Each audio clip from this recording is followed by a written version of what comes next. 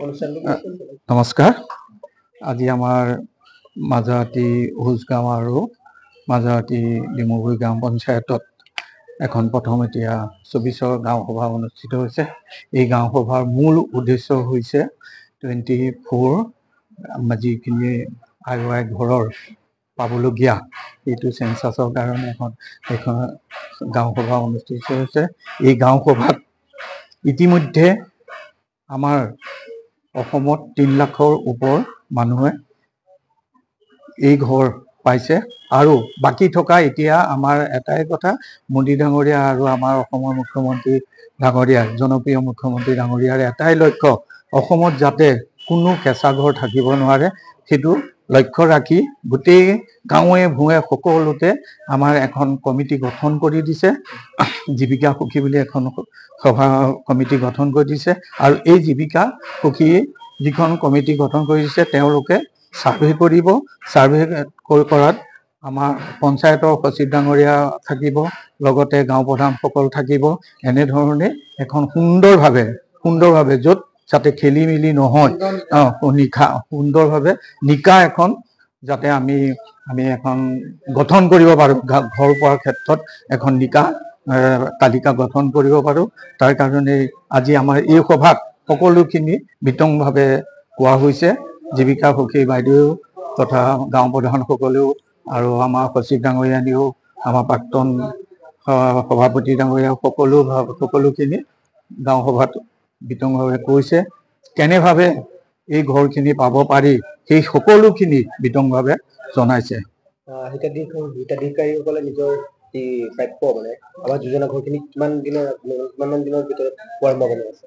তৎকালীনভাৱে আমাকতো মুখ্যমন্ত্ৰী ডাঙৰীয়াইতো জীৱিকা সখী যিখিনি কমিটি সেইখিনিক আজিৰ পৰাই তেওঁলোকে সাৰ্ভে কৰিবৰ কাৰণে দিছে আৰু অতি সোনকালে এই ঘৰখিনি পাবই আৰু একদম মানে পোৱাটো যুগত।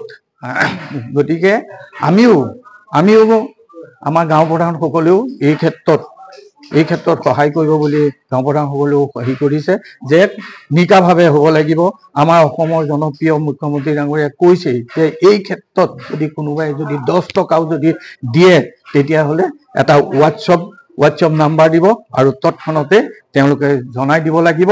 আৰু তাৰ ক্ষেত্ৰত আমাৰ অসমৰ মুখ্যমন্ত্ৰী হিমন্ত বিশ্ব শৰ্মাদেৱে ইয়াত তাৰ প্ৰত্যুত্তৰ দিব। যিজনে পইচা লয় তাক ভালকে প্ৰত্যুত্তৰ দিব। নমস্কাৰ। আজি আমাৰ নৱগঠিত মাজৰাতি হোজ গাঁও পঞ্চায়তৰ এখনি গাঁও সভা হৈছে আৰু গাঁও সভাখনিৰ মূল উদ্দেশ্য হৈছে, আপোনালোক সকলোৱে ইতিমধ্যে গম পাইছে যে আমাৰ প্ৰধানমন্ত্ৰী নৰেন্দ্ৰ মোদী ডাঙৰীয়া প্ৰচেষ্টাত আৰু অসমৰ জনপ্ৰিয় মুখ্যমন্ত্ৰী মাননীয় হিমন্ত বিশ্ব শৰ্মা দেৱৰ সুদূৰ প্ৰসাৰী চিন্তাত বৰ্তমানলৈকে যিসকল মানুহে এটি পকী ঘৰত থাকিব পৰা নাই বা তেওঁলোকৰ এটি পকী ঘৰ নিৰ্মাণৰ শকতি নাই, তেখেতসকলৰ কাৰণে এটি নতুনকৈ পৰ্টেল আৰম্ভ কৰিছে আৰু এই পৰ্টেলত নাম অন্তৰ্ভুক্তি কৰিবৰ কাৰণে যিসকল যোগ্য, কোনে পাব কোনে নাপাব সেই বিষয়ে আজি ৰাইজক সজাগতা কৰিবৰ কাৰণে আমাৰ এই গাঁও সভাখিনি অনুষ্ঠিত হৈছে। এইখন প্ৰথম গাঁও সভা।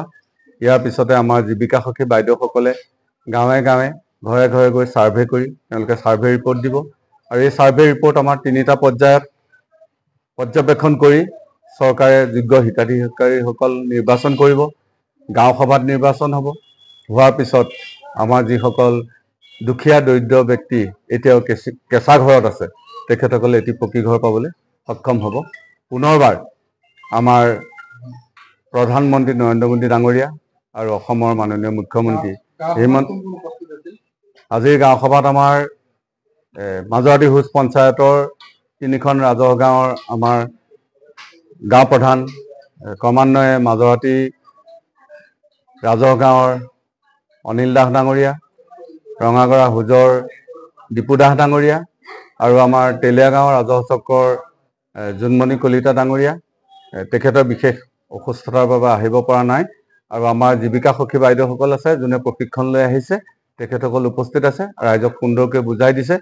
আমি আশা ৰাখিছোঁ যিসকলে এতিয়াও এটি পকী ঘৰ নিৰ্মাণ কৰিব পৰা নাই, এই যি চৰকাৰে নতুনকৈ আমাৰ পৰ্টেলত আপলোড কৰাৰ ব্যৱস্থা কৰিছে, ইয়াৰ যোগেদি আমাৰ অসমৰ সকলো দুখীয়া দৰিদ্ৰ লোকে এটি এটি পকী ঘৰ পাবলৈ সক্ষম হ'ব। কিন্তু যিসকলে পাবলৈ সক্ষম নহয় তেওঁলোকে কিবা ক'ৰবাত বঞ্চিত হৈ থাকিব নেকি? তেখেতৰ কিবা ব্যৱস্থা নহয়, চাওক, আমাৰ 3টা পৰ্যায়ত ইয়াৰ পৰ্যবেক্ষণ হ'ব। প্ৰথমে আমাৰ গাঁও প্ৰধানসকল, জীৱিকা সখীসকল থাকিব, গাঁৱৰ সমাজ সচেতন ব্যক্তিসকল থাকিব, ক্লাব অনুষ্ঠানৰ ব্যক্তিসকল থাকিব। তেওঁলোকে যিহেতু গাঁওখনৰ বিষয়ে ভালকৈ জানে, কোন দুখীয়া কোন দৰিদ্ৰ।